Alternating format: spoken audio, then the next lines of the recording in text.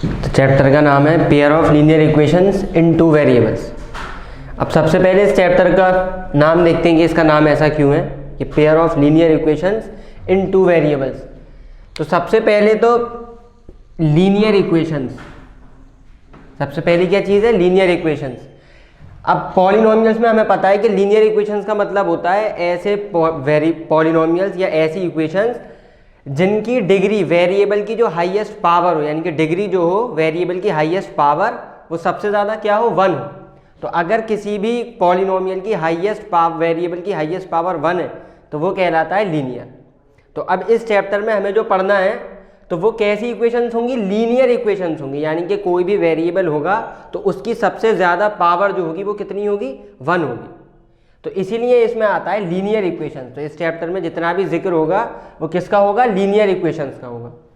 इन two variables, अब 2 variables आएंगे, यानी भाई वेरिएबल्स कितने होंगे? 2 वेरिएबल्स होंगे।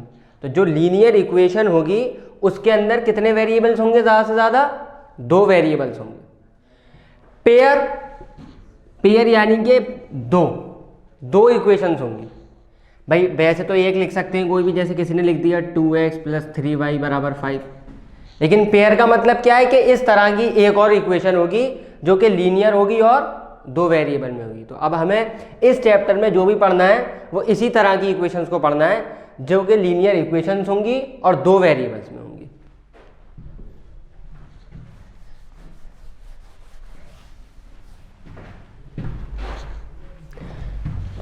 तो सबसे पहले चीज़ आती है कि कोई भी 2 वेरिएबल की लीनियर इक्वेशन, उसकी जो फॉर्म होगी, जनरल फॉर्म कैसी होगी?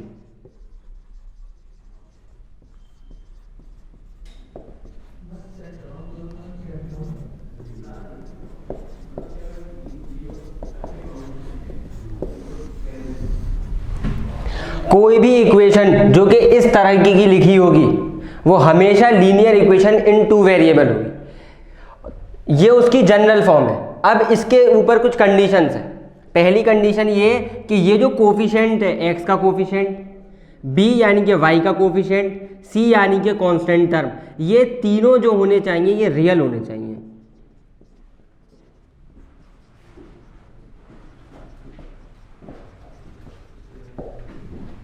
ये जो तीनों हों, कोफिशिएंट, x का कोफिशिएंट, y का कोफिशिएंट और ये कांस्टेंट टर्म, ये तीनों कैसे होने चाहिए? ये रियल नंबर्स होने चाहिए। और हो सकता है a0 हो या हो सकता है b0 हो, लेकिन कभी ऐसा नहीं होना चाहिए कि a और b एक साथ 0 हो जाए। ऐसा कभी नहीं होना चाहिए। भाई ये हो सकता है कि a0 हो यानी कि x का कोफिशिएंट 0 हो जाए, या ये हो सकता है कि b0 हो जाए यानी कि y का कोफिशिएंट 0 हो जाए, लेकिन कभी भी ये नहीं होना चाहिए कि ये दोनों ही एक साथ क्या हो जाए? 0। भाई या तो ये दोनों 0 ही ना हो, लेकिन अगर कोई है तो हो सकता है a0 हो जाए या हो सकता है b0 हो जाए, लेकिन ऐसा नहीं होना चाहिए कि ये दोनों एक ही समय पर दोनों क्या हो जाए? 0। अगर ऐसा हो गया तो फिर ये लीनियर इक्वेशन नहीं बचेगी। तो हो सकता है कि ये दोनों 0 ना हो, या हो सकता है कि इन दोनों में से कोई एक 0 हो, पर ऐसा कभी नहीं होना चाहिए कि ये दोनों एक साथ 0 हो जाए। तो अगर कोई भी इक्वेशन इस फॉर्म में है तो वो linear equation in two variable कहलाएगी। और उसकी कंडीशन क्या है कि a b c real numbers होने चाहिए। a और b या तो 0 ही ना हो, या फिर a0 हो या b0 हो जाए, कोई एक 0 हो जाए, लेकिन कभी भी दोनों को 0 नहीं हो। तो हमें जो इस चैप्टर में पढ़ना है वो इस तरीके की इक्वेशंस पढ़नी है। अब ये तो एक एल्जेब्रिकली हमने दिखा दिया कि लीनियर इक्वेशन जो होगी वो इस तरह की होगी एल्जेब्रिकली। तो ये हमने कैसे दिखाया है इसे? एल्जेब्रिकली यानी कि इसके अंदर एक्स वाई आ रहे हैं, अल्फाबेट्स आ रहे हैं, तो हमने इसे ऐसे दिखाया है। अब इसका ज्योमेट्रिकली मीनिंग क्या होगा, यानी कि ज्योमेट्री में इसे क्या चीज़ ये फॉर्म करेगा? अगर मैं इसे ग्राफ पर इसे बनाऊं तो क्या चीज़ बनेगी? तो हमें पता है कि लीनियर इक्वेशन जो होती हैं वो स्ट्रेट लाइन बना देती है, यानी कि कोई भी अगर मेरे पास लीनियर इक्वेशन होगी तो वो क्या बनाएगी? स्ट्रेट लाइन बना देगी। अब तो ये जो होंगी ये हमेशा क्या फॉर्म करेंगी ग्राफ पर?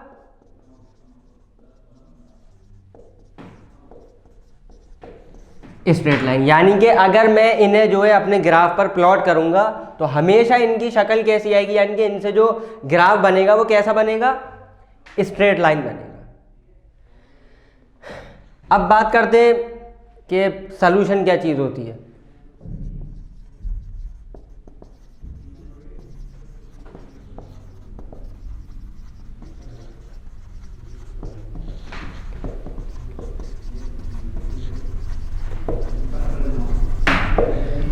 अब solutions of a linear equation in two variables, solution का मतलब है भाई ये हमारे वेरिएबल्स हैं, एक्स और वाई वेरिएबल हैं, यानी कि मैं इनकी अपनी मर्जी से कोई भी वैल्यू ले सकता हूं जिससे कि left hand side right hand side को बराबर आ जाए। भाई मैं एक्स और वाई की ऐसी वैल्यूज लूंगा जिससे कि लेफ्ट हैंड साइड और राइट हैंड साइड बराबर आ जाए। तो मेरे पास ऐसे कई सारी एक्स और वाई की वैल्यूज का कलेक्शन आ जाएगा। जैसे कि एग्जाम्पल के तौर पे मान लीजिए ये इक्वेशन है,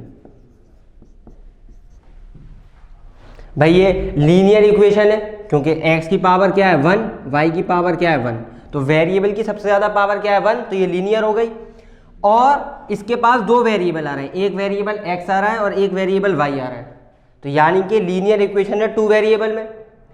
अब मुझे x और y ऐसे सेलेक्ट करने हैं कि जब मैं उन्हें यहाँ पर पुट करूँ तो उन्हें ऐड करने पर कितना आ जाए, 2 आ जाए।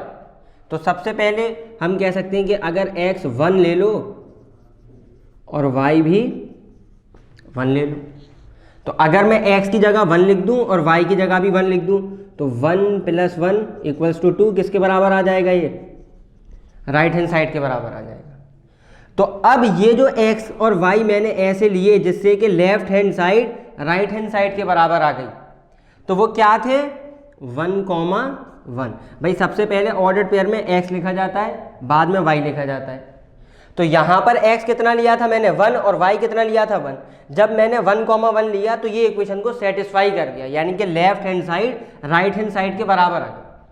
तो अगर ये इस पॉइंट पर left hand side right hand side के बराबर आ गई तो ये जो पॉइंट है ये इस इक्वेशन का सॉल्यूशन कहलाएगा। इसी तरह से कोई कह सकता है कि x को हम 2 ले लें और y को 0 ले लें। तो अगर मैं x को 2 ले लूं और y को ले लूं 0 तो इधर क्या आएगा, x की जगह 2 और y की जगह 0, 2 + 0 2, फिर से किसके बराबर आ जाएगा, RHS के। और ये अब किस पे कैसे लेफ्ट हैंड साइड और राइट हैंड साइड बराबर हुए, किस पॉइंट पर 2, 0 पर। तो जिस पॉइंट पर ये left hand side right hand side के बराबर आई तो ये पॉइंट कहलाएगा हमारा ये इस इक्वेशन का एक सॉल्यूशन है। तो इस तरह से सॉल्यूशन का मतलब होता है कि x और y यानी कि वेरिएबल की ऐसी वैल्यू जिससे कि left hand side right hand side के बराबर आ जाए, यह इक्वेशन को सेटिस्फाई कर जाए। तो जैसे ही left hand side right hand side के बराबर आएगी तो जिस भी वो पॉइंट पे वो दोनों चीज़ें बराबर हुई हैं वो पॉइंट इसका सॉल्यूशन कहलाएगा इस इक्वेशन का। अब किसी भी एक लीनियर इक्वेशन के इनफाइनाइट सॉल्यूशन आते हैं, जैसे कि यही एक इक्वेशन है तो इसके 2 सॉल्यूशन तो ये आ गए। अब हो सकता है कोई इसके और भी बता दे, कोई कह सकता है कि 0, 2 भी तो इसका सॉल्यूशन होगा। रख कर देखें 0 और 2, तो 0 + 2 क्या हो जाएगा, 2 आ जाएगा, किसके बराबर आ जाएगा, राइट हैंड साइड के बराबर। तो जब हमने 0, 2 रखा तो left hand side right hand side के बराबर आ गई, तो यानी कि ये भी इसका सॉल्यूशन है। इसी तरह से कोई कह सकता है कि 3, -1 ये भी इसका सॉल्यूशन होगा। क्यों, क्योंकि जब तुम x की जगह 3 रखोगे और y की जगह -1 रखोगे तो 3 + -1 3 -1 2 किसके बराबर आ जाएगा, RHS के। तो 3, -1 पे फिर से लेफ्ट हैंड साइड किसके बराबर आ गई, राइट हैंड साइड के बराबर आ गई। तो यानी कि इसका मतलब ये इसका एक और सॉल्यूशन हो गया। तो कितने सॉल्यूशन आ गए, 1, 2, 3, 4 सॉल्यूशन आ गए। तो इस तरह से बल्कि 4 नहीं, इसके कितने सॉल्यूशंस आएंगे, इनफाइनाइट सॉल्यूशन आएंगे इस इक्वेशन के।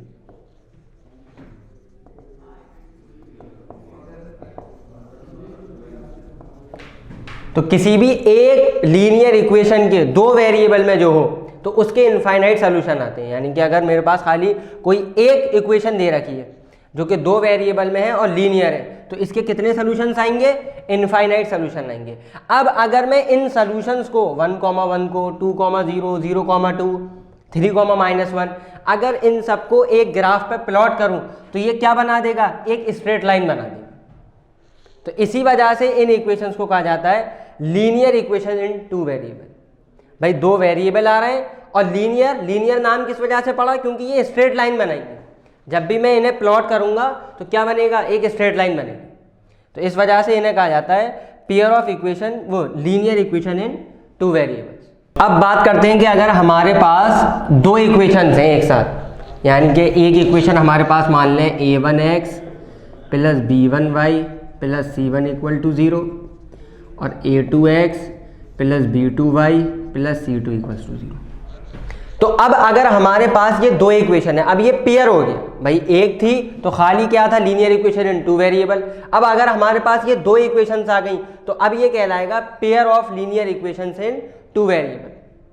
भाई अभी हमने देखा कि सोल्यूशन का मतलब क्या था? अगर कहीं पर इक्वेशन लिख रही है x + y = 2 तो सोल्यूशन का मतलब था कि ऐसी वेरिएबल की वैल्यूज जिससे कि left hand side right hand side के बराबर आ जाए, तब ये कहलाता है इसके सोल्यूशन। जैसे कि 0,2 इसका सोल्यूशन है। क्यों? x की जगह जब हम 0 रखेंगे और y की जगह जब हम 2 रखेंगे तो 2 + 0 क्या आ जाएगा? 2 ही आ जाएगा।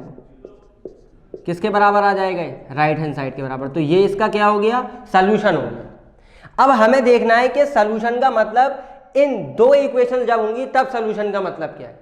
भाई एक पे तो ये था कि ऐसी x और y की वैल्यूज लो जिससे कि left hand side right hand side के बराबर आ जाए। अब देखते हैं कि अगर मेरे पास दो इक्वेशंस हैं तो अब इसके सोल्यूशन का मतलब क्या है। अब इसमें सोल्यूशन कैसे होगा? ठीक है, तो अब जैसे मान है कि हमारे पास दो इक्वेशंस हैं, एक इक्वेशन ले लेते हैं x + y = 2 ही ले लेते हैं और एक हमने ले ली x - y = 3। अब इसमें अगर मुझे इन दोनों का सलूशन पता करना है तो इस केस में सलूशन का मतलब होगा ऐसी x और y की वैल्यूज जिससे कि ये पहली वाली इक्वेशन को भी सेटिस्फाई करे और दूसरी वाली को भी सेटिस्फाई कर जाए। यानी कि अगर किसी ने ये ले लिया 0,2, भाई किसी ने x ले लिया 0 और y ले लिया 2, तो अगर कोई चेक करता है कि ये सलूशन होगा या नहीं होगा इसका, तो अब क्या होगा? x की जगह 0 आएगा, y की जगह 2 आएगा, इस वाले y की जगह 0 + 2 2 किसके बराबर आ गया? RHS के बराबर आ गया। अब अभी हम नहीं कह सकते कि ये जो है 0,2 जो है इसका सलूशन है। क्यों? क्योंकि अभी इसने खाली इसे सेटिस्फाई करा। अब देखते हैं यहां पर पुट कर x की जगह क्या रखेंगे? 0 और माइनस का माइनस, y की जगह क्या आएगा? 2, 0 - 2 -2 और -2 बराबर नहीं है 3 के। यानी कि 0,2 रखने पर ये इक्वेशन तो सेटिस्फाई हो गई पर यह वाली इक्वेशन सेटिस्फाई नहीं हो पाई। तो इसका मतलब यह हुआ कि 0,2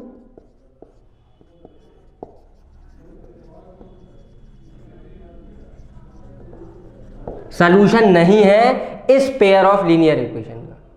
भाई सलूशन ये जब कहलाता जब ये जिस तरह से इसने इसे सेटिस्फाई करा है उसी तरह से ये इसे भी सेटिस्फाई करता, यानी कि इधर भी 3 आता और इधर भी 3 था। लेकिन हुआ क्या? 0,2 इसे तो सेटिस्फाई कर गया पहली वाली इक्वेशन को, लेकिन दूसरी वाली इक्वेशन को सेटिस्फाई नहीं कर पाया। तो जब ये सेटिस्फाई नहीं कर पाया तो यानी कि 0,2 इन दोनों का सलूशन, यानी कि इस पेयर ऑफ लीनियर इक्वेशन का सलूशन नहीं कहलाएगा। तो इसीलिए ये जो है इसका सलूशन नहीं है, क्योंकि ये खाली एक को सेटिस्फाई कर रहा है, दोनों को सेटिस्फाई नहीं कर रहा। जब भी ये दोनों को सेटिस्फाई करेगा तभी ये कहलाएगा इसका सलूशन होगा। ठीक है, तो अब जैसे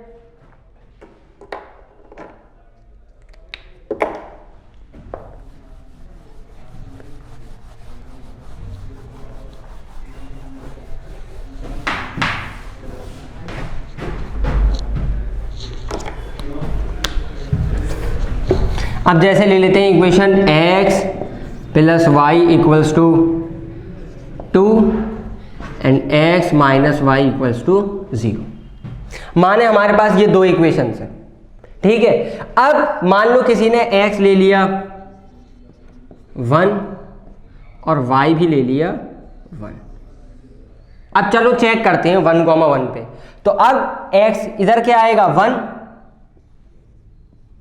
प्लस फिर y की जगह क्या आएगा 1, 1 प्लस 1 2 और इधर भी क्या है 2, यानी कि लेफ्ट हैंड साइड किसके बराबर आ गई, राइट हैंड साइड के। भाई जब हमने x को क्या लिया 1 लिया तो 1 आ गया, फिर y को हमने क्या लिया 1 तो फिर से यहाँ पर 1 आ गया, 1 प्लस 1 2 और इधर राइट हैंड साइड पर भी क्या है 2, तो यानी कि left hand side right hand side के बराबर आ गई। अब अगर left hand side right hand side के बराबर आ गई तो ये जो पॉइंट है ये इसे सेटिस्फाई कर रहा है। अब देखते हैं क्या ये इस दूसरी वाली इक्वेशन को सेटिस्फाई कर रहा है या नहीं कर रहा। अगर ये इसे भी सेटिस्फाई कर गया तो हम कहेंगे कि x 1,1 इस पेयर ऑफ लीनियर इक्वेशन का सलूशन। तो अब देखते हैं क्या 1,1 इसे सेटिस्फाई करेगा या नहीं करेगा। तो x की जगह क्या आएगा 1, y की जगह क्या आएगा 1, 1 माइनस 1 0 और इधर राइट हैंड साइड पर भी क्या है 0, तो यानी कि लेफ्ट हैंड साइड किसके बराबर आ गई, राइट हैंड साइड के। तो हमें पता लगा कि 1,1 इसे भी सेटिस्फाई कर रहा है। तो जब 1,1 इसे भी सेटिस्फाई कर रहा है और इसे भी सेटिस्फाई कर रहा है तो अब हम कह सकते हैं कि 1,1 इज अ सॉल्यूशन। 1,1 इस पेयर ऑफ लीनियर इक्वेशन का क्या है सॉल्यूशन। अब ये जो 1,1 ये जो सॉल्यूशन हुआ है, अब इसे देखते हैं कि ये ज्योमेट्रिकली यानी कि ग्राफ पेपर पे इसका मतलब क्या होगा। तो इसका मतलब होगा कि मान लें भाई इसकी कोई इक्वेशन होगी, इसका कुछ ग्राफ जाएगा,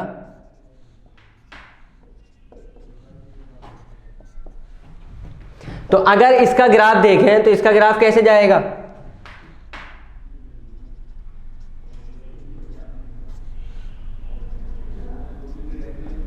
भाई जब x 0 में लूंगा तो y कितना आएगा 2 और जब मैं y 0 लूंगा तो x कितना आएगा 2, यानी कि इसका ग्राफ कुछ इस तरह से जाएगा। इसी तरह से x minus y equal to 0, इसका ग्राफ कैसा जाएगा, इसका ग्राफ कुछ ऐसा जाएगा।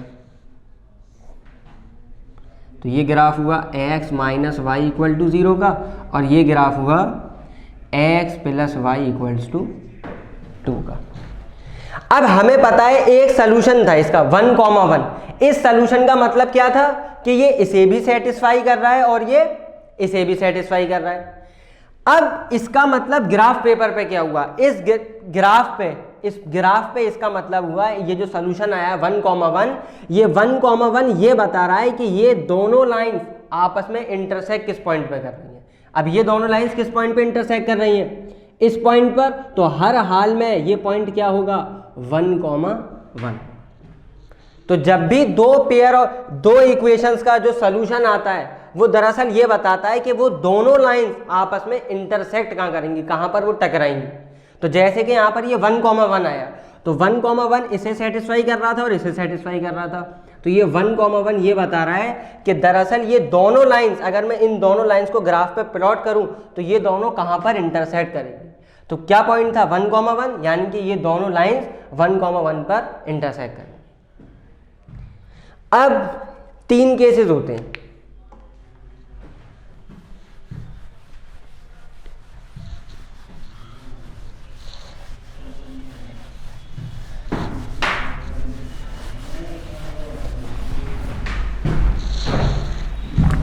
अब इन दो इक्वेशन के 3 केसेस हो सकते हैं। भाई पहला केस हो सकता है कि ये दोनों लाइंस, मान लो ये वाली पहली लाइन ये हो गई a1x plus b1y plus c1 equal to 0, और मान लें कि ये दूसरी लाइन ये हो गई a2x plus b2y plus c2 equals to 0।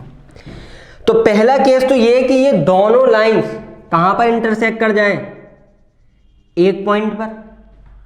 तो अगर ये दोनों लाइन एक पॉइंट पर इंटरसेक्ट कर रही हैं तो इसका मतलब इन दोनों के कितने सॉल्यूशन होंगे, इन दोनों के कितने सॉल्यूशन होंगे, एक सॉल्यूशन होगा।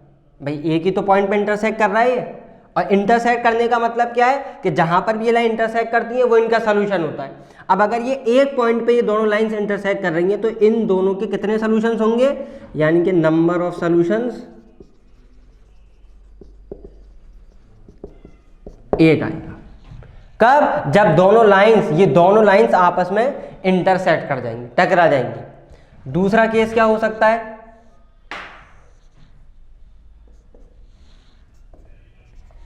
मान लें एक लाइन ये जा रही है a1x plus b1y plus c1, और मान लें एक लाइन ये जा रही है a2x प्लस b2y। अब अगर ये दोनों लाइन टकराए ना, इंटरसेक्ट ना करें, तो अब इस केस में जब ये दोनों लाइन आपस में कहीं टकरा नहीं रही, इंटरसेक्ट नहीं हो रही, तो इसका मतलब इनका कोई भी सॉल्यूशन होगा ही नहीं। भाई सॉल्यूशन का मतलब यही तो था कि कहां पर दो लाइंस आपस में इंटरसेक्ट कर रही हैं, जिस पॉइंट पे वो इंटरसेक्ट करेंगी वो पॉइंट इन दोनों का सॉल्यूशन हो जाएगा। अब इस केस में ये दोनों लाइंस इंटरसेक्ट ही नहीं कर रही, तो जब ये इंटरसेक्ट नहीं कर रही तो इस केस में क्या होगा, यानी कि कोई भी सॉल्यूशन नहीं आएगा, नो सॉल्यूशन। और जब दो लाइंस आपस में इंटरसेक्ट नहीं करती एक प्लेन में होने के बाद, तो वो लाइंस कहलाती हैं पैरेलल लाइंस। तो यानी कि अगर इन दोनों इक्वेशंस का कोई सॉल्यूशन नहीं आ रहा, यानी कि इन दोनों का कोई सॉल्यूशन एग्जिस्ट ही नहीं कर रहा, तो इसका मतलब ये दोनों लाइंस हर हाल में क्या होंगी, पैरेलल होंगी। और अगर इन दोनों लाइंस का एक ही सॉल्यूशन एग्जिस्ट कर रहा है, तो यानी कि ये दोनों लाइंस कैसी होंगी, इंटरसेक्टिंग लाइंस, यानी कि कहीं ना कहीं आपस में इंटरसेक्ट कर रही है। तो अगर एक पॉइंट पे इंटरसेक्ट कर रही हैं तो यानी कि एक सॉल्यूशन आ गया, और अगर किसी पॉइंट पे इंटरसेक्ट नहीं कर रही है तो इसका कोई भी सॉल्यूशन नहीं आएगा। और अगर कोई सॉल्यूशन नहीं है तो ऐसा सिर्फ तभी पॉसिबल हो सकता है जब दो लाइंस आपस में पैरेलल है। तो ये पैरेलल लाइंस के लिए केस में क्या होगा, नो सॉल्यूशन। फिर तीसरा केस ये हो सकता है,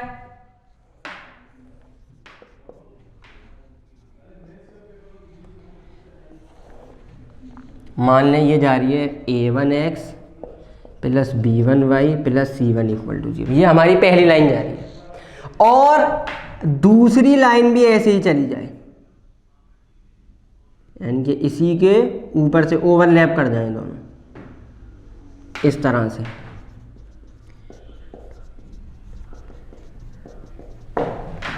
अगर दोनों लाइन आपस में ओवरलैप कर गई, यानी कि कोइंसाइड कर गई, तो अब इस केस में क्या होगा कि ये दोनों लाइंस हर पॉइंट पे इंटरसेक्ट कर रही हैं आपस में, हर जगह आपस में क्या कर रही हैं, इंटरसेक्ट कर रही हैं।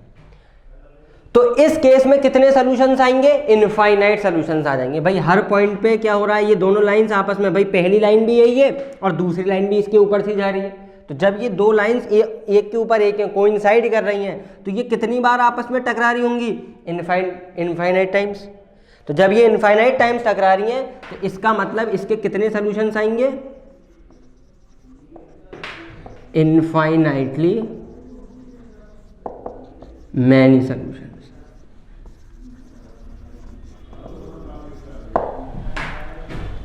तो अगर दो लाइंस के सॉल्यूशन इनफाइनाइट आ जाएं तो इसका मतलब वो दोनों लाइंस कैसी होंगी, कोइंसिडेंट लाइंस।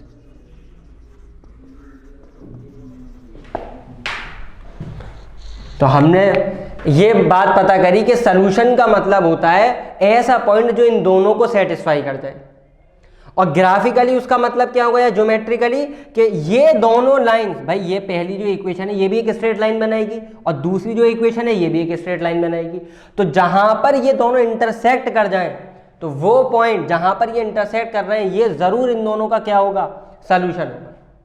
तो अगर किसी इक्वेशन का खाली एक सॉल्यूशन आ रहा है तो इसका मतलब वो खाली एक पॉइंट पे इंटरसेक्ट कर रही हैं, तो ऐसी दो लाइंस कहलाती हैं इंटरसेक्टिंग लाइंस। अगर हमने देखा कि इन दोनों इक्वेशंस का कोई भी सॉल्यूशन नहीं आ रहा, भाई ये दोनों लाइंस कैसी जा रही हैं बिल्कुल कि ये कहीं पर टकरा नहीं रही, इंटरसेक्ट नहीं हो रही। तो इस केस में इनका कोई सोल्यूशन नहीं आ रहा। जब कोई सोल्यूशन नहीं आ रहा तो ज़रूर ये दोनों लाइंस कैसी होंगी, पैरेलल होंगी, क्योंकि ये कहीं पर भी आपस में इंटरसेक्ट नहीं कर रहे। तीसरा केस देखा कि अगर ये दो लाइनें और अगर इनके इनफाइनाइट सोल्यूशंस आ रहे हैं, इनफाइनाइट यानी कि बहुत ज़्यादा, कोई गिनती नहीं है, तो इसका मतलब क्या होगा कि जो पहली लाइन थी, यानी कि ये जो पहली लाइन है इसी के ऊपर से दूसरी लाइन जाएगी, यानी कि ये दोनों लाइंस आपस में क्या कर रही हैं, कोइंसाइड कर रही हैं। तो इस वजह से इन लाइंस को कहा जाएगा कोइंसिडेंट लाइंस। तो अब हमें पढ़ना है कि इसकी क्या क्या कंडीशंस होती हैं कि जिससे कि ये दो लाइंस हमें पता लगे कि इंटरसेक्टिंग है, कोइंसिडेंट है या पैरेलल लाइंस है।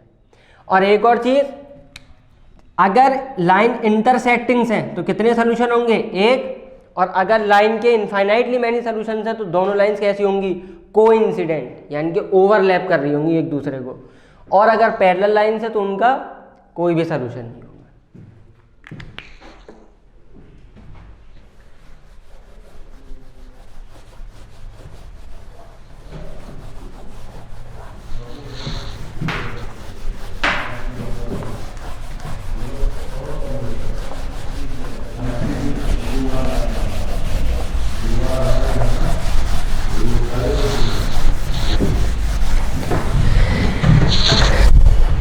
अब बात करते हैं कि अगर हमें दो इक्वेशंस पहले से दे रखें, भाई दो लाइंस की इक्वेशंस हमें पहले से पता है, तो अब हम हर बार इनका ग्राफ तो बनाएंगे ना, कि पहले इसका ग्राफ बनाया फिर इसका ग्राफ बनाया और फिर देखें कि ये दो लाइंस कोइंसिडेंट है या पैरेलल है या इंटरसेक्टिंग है। तो इसके लिए क्या है, ये चीज़ पता करने के लिए बिना ग्राफ की मदद से कि ये दोनों लाइंस पैरेलल होंगी, कोइंसिडेंट होंगी या इंटरसेक्टिंग होंगी, उसके लिए बस तीन चीज़ें। तो पहली चीज़ क्या है, ये जो कोफिशिएंट्स हैं, यानी कि x का कोफिशिएंट, y का कोफिशिएंट, कांस्टेंट, इनमें रिलेशन देखते हैं। यानी कि अगर a1 अपॉन a2, अब देखें मैंने जो है a1 यानी कि ये वाली लाइन का न्यूमरेटर लिया है, ऊपर मैंने इस x का कोफिशिएंट जो है ये वाली लाइन का ऊपर आया, तो अब मुझे इधर y का कोफिशिएंट इधर मुझे ऊपर लिखना है। भाई अगर मैंने इस वाली लाइन के जो कोफिशिएंट, जैसे x का कोफिशिएंट a1 था, तो इधर मैंने ऊपर क्या लिखा, a1, तो अब मुझे जितने भी न्यूमरेटर में इधर लिखूंगा वो सब इस वाली लाइन से ही होने चाहिए। यानी कि ऐसा नहीं होना चाहिए कि मैंने इधर तो a1 अपॉन a2 लिख दिया, फिर पता चल रहा है इधर ऊपर मैंने ले लिया b2 और नीचे लिख दिया b1। ऐसे करेंगे तो ये गलत होगा। तो क्या करना है, अगर मैंने पहले ऊपर की तरफ इस वाली लाइन का a1 लिख दिया, अब यानी कि ऊपर जो भी आएगा न्यूमरेटर में वो इसी लाइन से होना चाहिए, इस इक्वेशन से। तो यानी कि क्या होगा, b1 अपॉन b2। तो पहला केस ये आता है कि अगर a1 अपॉन a2 बराबर नहीं है b1 अपॉन b2 के, यानी कि a1 और a2 का रेशियो बराबर नहीं है आ रहा b1 अपॉन b2 के, तो यह वाली जो कंडीशन होगी ये बताती है कि दोनों लाइंस, यानी कि ये दोनों लाइंस इंटरसेक्टिंग है।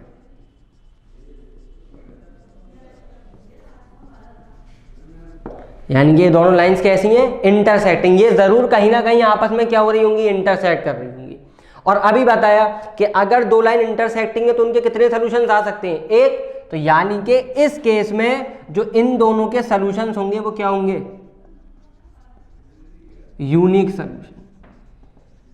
भाई इंटरसेक्टिंग लाइन से यानी कि ज्यादा से ज्यादा एक पॉइंट पे टकराएंगे, और अगर एक पॉइंट पे टकरा रही है तो इन दोनों का ज्यादा से ज्यादा कितना सॉल्यूशन आ सकता है, एक सॉल्यूशन आएगा।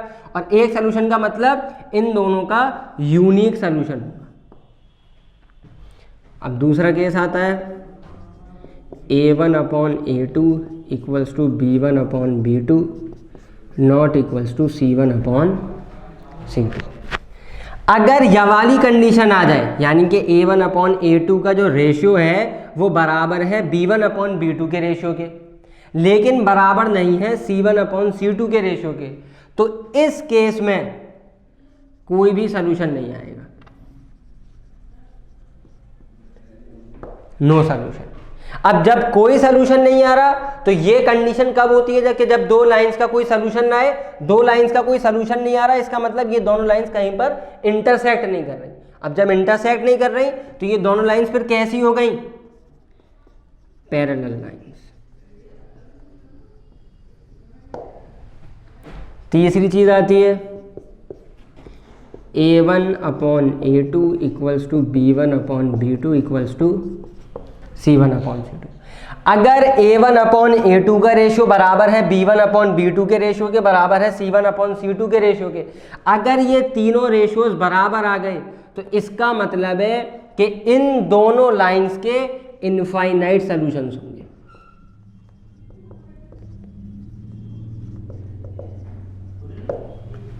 और अगर इन दोनों लाइंस के इनफाइनाइट सॉल्यूशंस हैं तो अभी हमने देखा था, यानी कि दोनों लाइंस कैसी होंगी, ओवरलैप कर रही होंगी एक दूसरे को, यानी कि ये दोनों लाइंस कोइंसिडेंट लाइंस होंगी। तो अब वो सवाल में पूछ सकता है कि बताओ, दो लाइनें देकर, दो इक्वेशन देकर पूछ सकता है कि बताओ ये दोनों लाइंस इंटरसेक्टिंग लाइंस हैं या नहीं।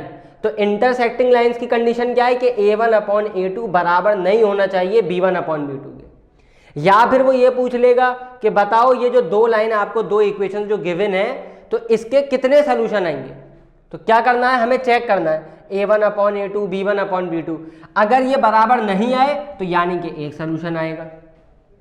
अगर A1/A2 बराबर आ गया B1/B2 के लेकिन बराबर नहीं आया C1/C2 के, तो इसका मतलब कोई सोल्यूशन नहीं आएगा। और अगर ये तीनों बराबर आ गए A1/A2 B1/B2 और C1/C2, ये तीनों बराबर आ गए तो यानी कि इसके इनफाइनाइट सॉल्यूशंस होंगे और लाइंस आपस में कैसी होंगी, कोइंसिडेंट लाइंस होंगी। तो अब जैसे कि सवाल,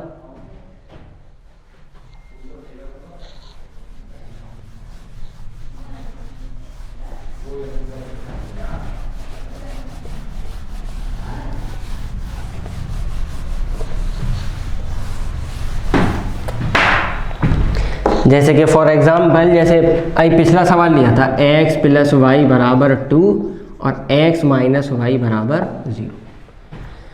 तो अब मुझे चेक करना है कि इन दो इक्वेशंस के कितने सॉल्यूशंस आ सकते हैं। भाई एक सॉल्यूशन आएगा, कोई भी सॉल्यूशन नहीं आएगा, या इनफाइनाइट सॉल्यूशंस आएंगे।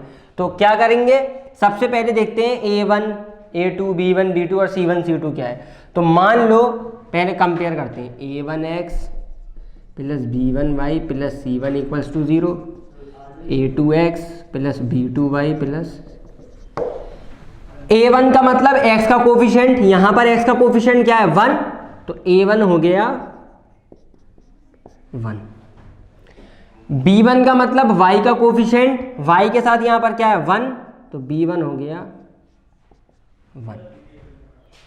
अब C1 इधर की तरफ है, लेफ्ट हैंड साइड की तरफ है, तो अब ये जो 2 था ये जब इधर आएगा तो किस में आ जाएगा, माइनस में आ जाएगा।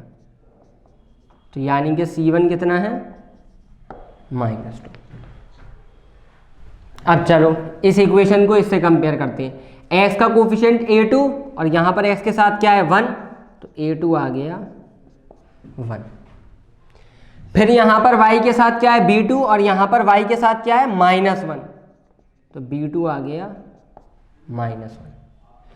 फिर C2 देखना है, अब इधर कुछ है ही नहीं भाई, 0 कुछ है ही नहीं, इधर कांस्टेंट टर्म खाली क्या है 0 है, तो C2 हो गया 0।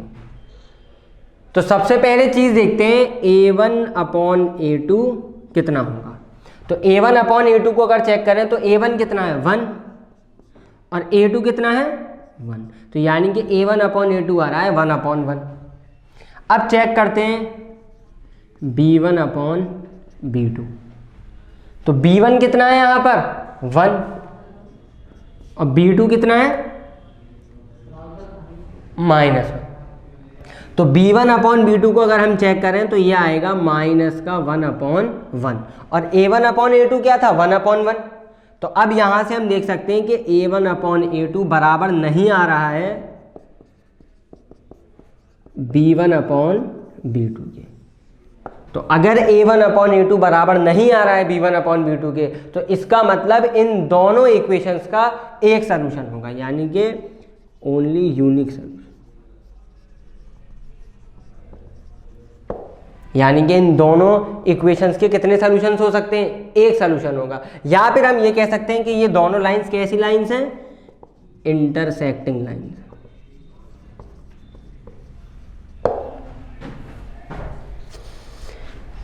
चलो एक और एग्जांपल ले लेते हैं।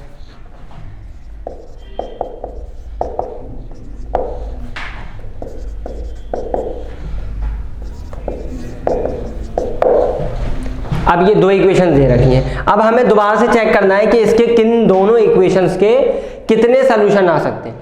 तो चेक करते हैं, a1 कितना होगा, a1 का मतलब x का कोफिशिएंट, तो a1 है 2।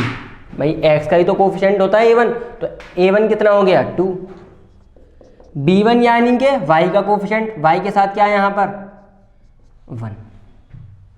c1 ये थे, अब देखो c1 इधर है ना, तो 3 प्लस में इधर किस में आएगा, माइनस में, तो ये हो जाएगा ऐसे।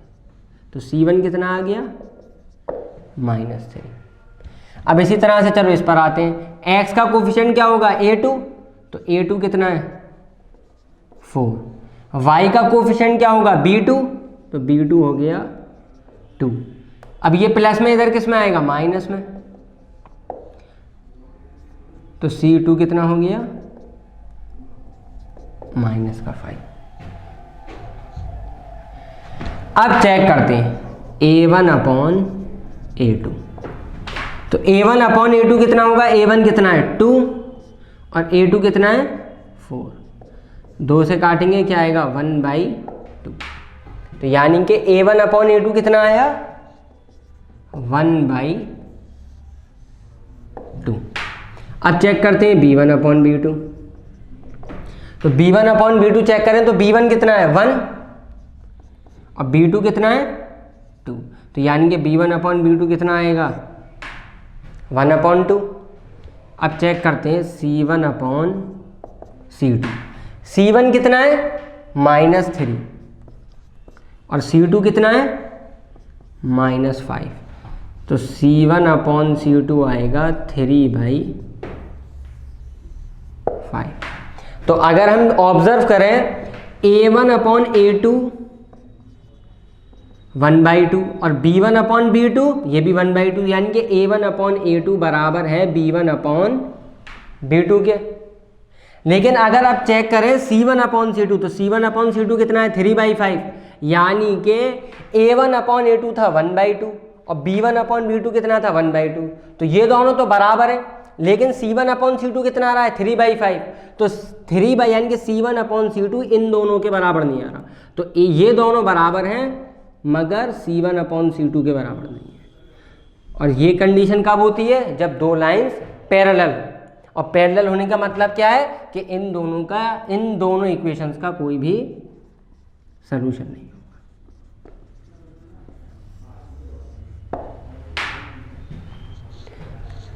तो ये जो कंडीशंस थी, ये जो 3 कंडीशंस थी, a1 अपॉन a2 नहीं बराबर है b1 अपॉन b2 के, तो उसमें क्या होगा यूनिक सोल्यूशन, यानी कि एक सोल्यूशन होगा, या कह सकते हैं कि दोनों लाइंस इंटरसेक्टिंग लाइंस होंगी, यानी कि इंटरसेक्ट कर रही होंगी किसी एक पॉइंट पर। और अगर a1 अपॉन a2 बराबर है b1 अपॉन b2 के और बराबर नहीं है c1 अपॉन c2 के, तो इस केस में क्या होगा नो सोल्यूशन, या हम कह सकते हैं कि दोनों लाइंस पैरेलल लाइंस। अब इसी तरह से चलो एक और एग्जाम्पल ले लेते हैं।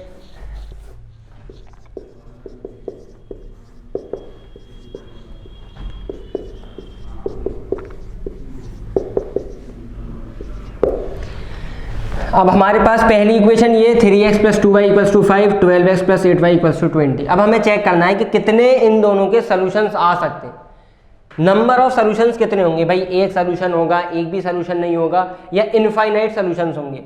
तो क्या होगा अगर मैं कंपेयर करूं, a1 कितना है यहाँ पर इस इक्वेशन में, a1 है 3। भाई a1 का मतलब क्या है x का कोफिशिएंट, y का कोफिशिएंट का मतलब क्या है b1, तो b1 यहाँ पर कितना हो जाएगा 2। c1 का मतलब कांस्टेंट टर्म, ये 5 इधर प्लस में उधर जाएगा तो किस में आ जाएगा माइनस में आ जाएगा, तो c1 कितना है माइनस, दरअसल ये C1 और C2 जो होते हैं ये दोनों सेम साइड होने चाहिए, या तो ये दोनों राइट हैंड साइड पे हो या दोनों ही लेफ्ट हैंड साइड पे हो, इन्हें एक साइड करना ज़रूरी है। ये नहीं होना चाहिए कि 5 इधर है और 20 इधर है, या तो ये दोनों ही इधर हो या दोनों ये लेफ्ट हैंड साइड पर हो। अब इस इक्वेशन को देखते हैं, इसमें A1 कितना है 12 और B1 कितना है 8 और C1 कितना है A2 B2 और C2। तो A2 कितना है 12, B2 कितना है 8 और C2 कितना होगा माइनस का 20। तो A1 अपॉन A2 चेक करते हैं, A1 अपॉन A2, A1 कितना है 3 और A2 कितना है 12। 3 दोनों को डिवाइड करेगा तो आएगा 1/4, ये आ गया हमारा A1 अपॉन A2।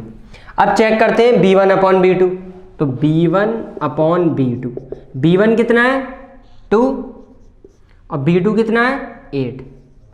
तो अब दोनों को डिवाइड कर सकता है, 2 इसे काटेगा 1 टाइम्स में और इसे डिवाइड करेगा 4 टाइम्स में, तो ये आ गया B1 अपॉन B2। अब इसी तरह से चेक करते हैं C1 अपॉन C2, तो C1 अपॉन C2, C1 कितना है -5 और C2 कितना है माइनस का 20।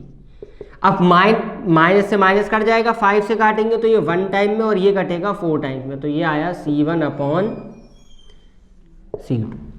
अब A1 अपॉन A2 कितना है 1/4, B1 अपॉन B2 कितना है 1/4 और C1 अपॉन C2 कितना है 1/4, यानी कि A1 अपॉन A2 बराबर है B1 अपॉन B2 के बराबर C1 अपॉन C2 के। अब अगर ये तीनों रेशियोज बराबर आ गए तो इसका मतलब हुआ इन दोनों इक्वेशंस के कितने सॉल्यूशंस होंगे, इनफाइनाइट सॉल्यूशंस होंगे। और हम कह सकते हैं कि ये दोनों लाइंस कैसी होंगी, कोइंसिडेंट लाइंस होंगी। तो ये हम बता सकते हैं बिना ग्राफ की मदद से कि जो भी दो इक्वेशंस दे रखी हैं वो पैरेलल होंगी, कोइंसिडेंट होंगी या इंटरसेक्टिंग होंगी, बिना ग्राफ के बता सकते हैं सिर्फ इन रेशियोज की मदद से।